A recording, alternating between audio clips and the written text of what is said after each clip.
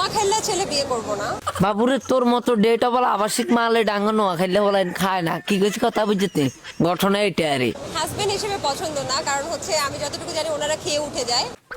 বাইরে নোয়া খাইলে কেন খাই উড়ি যা কিলে হেতাকে আগা দিচ্ছে আর তুই কেন আগে হসি উড়ি যাস কিলে তুই কতক্ষণ বই থাকতি আর না লেট পেনে অ্যান্ড আসলে সত্যি কথা বলতে নোয়াখালীর আমার কাছে মনে হয় একটু স্বার্থপর হয়। হালার ঘরে হালা নোয়া খাইলে মাল কেন বুঝছি স্বার্থপর এমন তোর 100 ডিম তোর শুয়ার গোড়া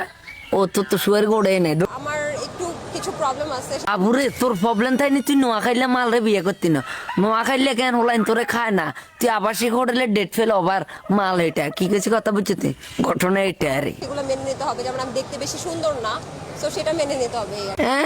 হেতে বেশি সুন্দর নয় আর যে সুন্দর হইলে কেন কি একটা অবস্থা যে হেতে করিয়ালে তো মানে একটা হাগল দোলাই দিছে না কি হাগল খায় না নোয়া খাইলে হলেন যা